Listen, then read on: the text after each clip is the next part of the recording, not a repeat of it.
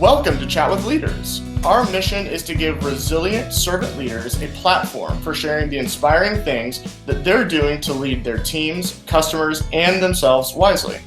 I'm your host, Chris LaFay, and today I have the pleasure of being joined by Rebecca Kelly, owner of Accountable Talent. Hey, Kelly. Hi, how are you doing, Chris? Today has been a great day. My wife just got back into town yesterday, so life goes on, and I'm very pleased. So it's good when she's back. Yes, it is. It's absolutely wonderful. So tell me a little bit about your story. You have a really interesting life story in general. Tell me a little bit about that. You know, Chris, I've had some ups and downs in my life. There's no doubt about that. I can tell you some of them were my fault and some of them weren't necessarily my fault. But I'm here to talk about all of them. So I am Georgia born and bred, if you will. I was born in Atlanta. I grew up in a small town in LaGrange, Georgia. Went to school in Athens, Georgia, where I got my graduate degree in accounting. And Nice. My career, for the most part, has been in Atlanta. But to give you a little bit of a backdrop as to, where my struggles in life started, if you will, and some of the obstacles I had to overcome early in life. I grew up in domestic violence, and that really shaped a lot of who I was.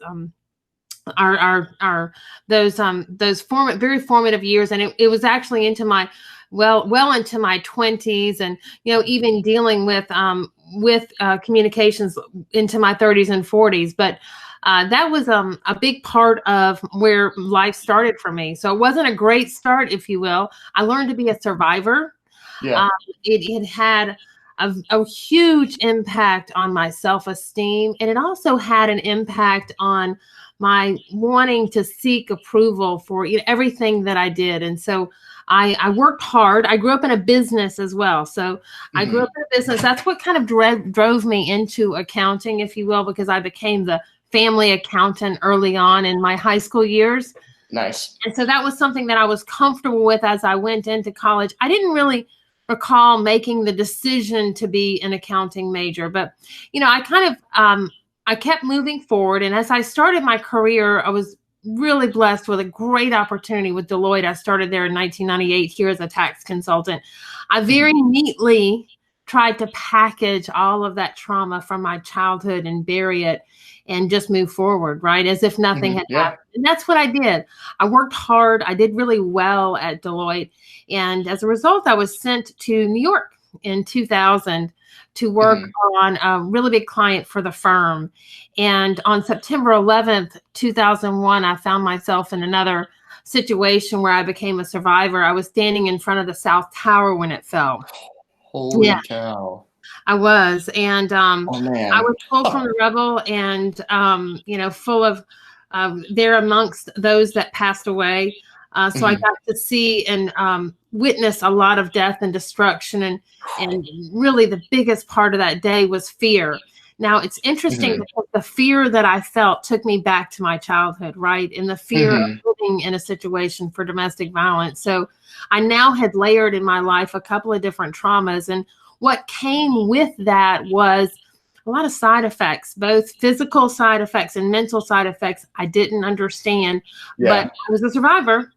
So I kept moving forward, and I continued to progress in my career, carrying with me that baggage and carrying with me the side effects that went along with it. Especially at a place like Deloitte, there's not a lack of work there. You can stay very, very busy and just keep pushing things to the side and farther and farther and farther down, and that doesn't help at all. It only manifests itself into something much bigger later on in life. And that's exactly what happened to me. Life happened. I continued to be blessed. I continued to do well in my career. I was a hard worker, and I had two beautiful children. And I started to self-medicate, if you will, the challenges that I faced in the evening in an attempt to get some rest, to get some peace, to get an escape with alcohol. And that process started long before I actually had a problem with it, or it caused problems in my life. But that is what I ended up turning to, just out of lack of knowing what else to do. And so when did that all start for you? When I started to really experience a problem with alcohol was probably in 2012, 2011, 12. At that time, I was a managing director, which is equivalent of a non-equity partner at KPMG in their tax practice. I held a couple of different leadership roles. I was our Atlanta mid-market tax practice leader, as well as our Southeast ASC 740 leader, which should mean nothing to you, hopefully. It means absolutely zero. You are correct. So I had these leadership roles. I had a lot of responsibility. I was a single mother, and my alcohol intake increased. It got worse over the course of the next year, and it became very evident to those around me that I had a challenge, a problem, if you will, and it started to impact my daily life. And so that was about the time frame that I started to realize I had a problem. Unfortunately, I had a lot of pride. I had a lot of fear. What if somebody really knew at work these problems that I was facing? What if they knew what I was struggling with? They wouldn't understand, and I might lose everything that I had. I felt like I had worked for right over the years. Elizabeth Vargos describes it so beautifully in a book that she wrote, Hiding in Plain Sight, as she described a similar challenge that she has faced in her life. And so eventually, I assume, there was a downturn of some point. So you had to resurrect your career and your life. I let my alcoholism take everything away from me. So I lost my children, I lost my home, I lost my job, and I found myself homeless at the age of 40. Is what happened. Were you in Atlanta or were you in New York at that point? I was in Atlanta at this time, and it happened so quickly that looking back on it, it happened very quickly in about a 12-month period of time. I went from being a partner at KPMG to being homeless for the most part, and I found myself in a treatment center in Sandy Springs. I was really saved from near-death experience, and I was placed in a treatment center in Sandy Springs that treats indigent women, particularly those that have suffered from post-traumatic stress disorder. And that is really where things started to turn around for me. It was a huge turning point in my life. I'd like to just share this one point in that process. I had been homeless for about a month, and I was in downtown Atlanta, standing in line very early in the morning before dawn on a Friday morning to receive dental treatment from St. Joseph's, beautiful center in downtown Atlanta that provides treatment to homeless individuals. And I was standing in line with other homeless individuals from the streets of Atlanta, and I looked up and I saw the building that I had held my last job, and I could see the building where I'd held my first job. And I wept. I sat down, and it just makes me emotional thinking about it now, because I wept, and I didn't know, I couldn't for a moment understand how life had changed so dramatically for me in such a short period of time. And at that point, there was a couple of different emotions I experienced. One was a little bit of fear of, where do we go from here, right? Yeah. What's the next step? What does this look like? What is my life going to look like? And so that was a little bit of an emotion. But then the other one was of determination, if you will, to say, if God brought me this far and he saved me, and I was sober and I was in recovery, and I was getting healthy, that he would provide restoration as long as I kept putting one foot in front of the other. I mean, just your entire life, you were climbing up, right? Physically, if you look at the building, the floors you were on kept going up. Yes. And then the fall down to earth again, both physically, mentally, emotionally, the whole 9 yards. Just the imagery of that, 2 minutes you were standing in line, or however long it is just unfathomable. How all that is summed up so well. It is the most amazing thing today, looking back, that ever happened to me. I am a far different and far better person, even though I wasn't a bad person, a far better person and mother and professional today and leader in our business community than I ever was before that happening. And so it was transformational in my life in only positive ways. It's amazing how all these negative things can be turned around in such a positive way in the long run. How did you kind of reestablish yourself after you were able to kind of get your feet under you again? Well, I'll tell you, it is not for the faint of heart to come out of homelessness. Cannot even imagine. I would not recommend it. It was once I was, so like I said, a little bit of fear. Let's fast forward about 9 months. I had gone through an intense amount of treatment and was, in a much different place. I had just started reconnecting with the world, even though I still lived in a transitional housing complex. And I reconnected, not by coincidence. I believe everything is intentional, with a former partner at Deloitte that I was very close with. It was her birthday, and I had just gotten back onto social media. I had not been connected with the world now for probably the better part of 2 years. And her birthday popped up, and I sent her a happy birthday note and waited. Oh. And she sent me a note back. Oh, okay. She said, "How are you? Where are you? What are you doing? Are you okay?" And I said, "Yes." And we scheduled a time to talk. That's awesome. She said, well, she had left Deloitte as a partner there, and she was the CEO for a healthcare organization here in Atlanta. And she said, "I need some help. Will you come to work for me?" Wow. And it was from that point that I started the journey back into my professional life. She provided me an amazing opportunity.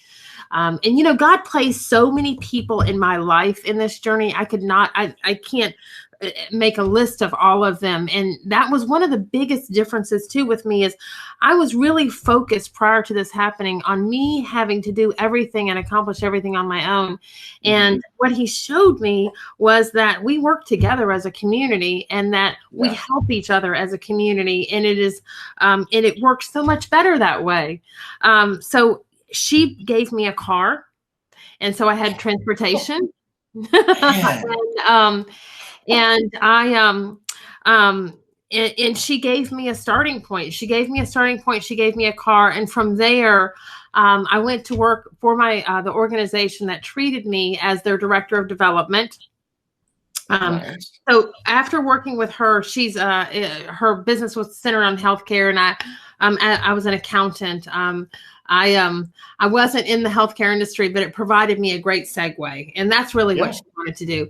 I went to work for the organization. I went back to work for the organization that treated me as their director of development, and then really had a longing to get back into my profession. And what did that look like, right? Because my downfall, not only did it happen very abruptly, but it's actually pretty public as well. We live in a pretty small community. And so a lot of people knew about what had happened. Yeah. And I made the decision one day that I would start my own practice. And that's what I did. I started my own practice, and I'd love to tell you from there, it was smooth sailing. Just like every entrepreneur's dream. I have this idea and it's going to be perfect. And how often does that actually happen? It was not smooth sailing. Not a surprise. Beautiful, all the lessons I learned. Some of them were more painful than others. And then I started serving companies and organizations in a variety of different ways. And then, I got a call one day and said, we took from a colleague of mine who had taken a class I had taught years ago. And she said, "I really loved your class. Will you come teach at our firm?" And I said, I'd love to come teach at your firm. So I did. And I tell you, Chris, if there's a bright light moment in my life of saying, all right, I found my calling, it was that moment when I left that office. I had been there for 8 hours teaching. I hadn't taught in probably 8 years leading up to that moment. And I thought, this is what I've been called to do. And, they called me back, and they asked me to teach again. There you go. Yeah. And so, from that, I started building a practice, a learning and development practice. And so today what I do is I work with accounting firms, other large organizations, financial institutions, and coming into their organization and providing a very important fundamental learning and development programs and training around tax and accounting concepts. That's awesome. So to kind of wrap things up, what would you tell somebody who's kind of facing similar challenges to what you did face? What would you tell them to kind of encourage them to keep moving forward? I think the most important thing, if you're facing challenges like I faced, which were, they come upon us without us asking for them, is to seek help and to not be concerned about what others may think. There is a stigmatism that goes along with the disease of addiction that I have, and that's very unfortunate because it's just like cancer and it has to be treated just like cancer. Mm-hmm. And here's what I would say to them: before you let what happened to me happen to you, take time out of your life to seek the help and the counseling that you need, because it doesn't have to be the way it happened to me. It can be a much easier road. So you don't have to go through all the highs and lows that I went through in order to learn the lesson. That's what it took for me, but it doesn't have to be there for everyone else. And so when I hear of others that may struggle in this area, I really do my very best to try to intervene and share my story with them in hopes that they will see that what this could lead to, right? Because we've seen what this could lead to, and that there is a better, softer, easier way. Yeah. What would be a good place for people to get in touch with you if they wanted to reach out and send you an email or get in touch? Chris, I would love for people to get in touch with me and talk at any time. I love to talk and I love to help others. That's another, it's funny, you talk about what's different today versus before. My career before was really focused on my advancement. And today what I do, what I love so much about what I do today is I'm focused on building the skills and others to help them be successful. If they'd like to get in touch with me, my contact information is on my website, or they can connect with me through LinkedIn. My website is www.accountabletalent.com. And I welcome them to call me. They can email me. They can send me a message through LinkedIn, whatever they're most comfortable doing. Excellent. That sounds good. And we'll drop all those links down in our show notes below, wherever people are listening or watching this. But Kelly, this was fantastic. Thank you so much for taking some time out of your day today to join us here. I really want to thank you, Chris, for inviting me. And I hope that others can benefit from my story. I hope so as well. I don't think that'll be a problem at all. So for our listeners, thank you all for tuning into CWL, and go out and be a leader worth following.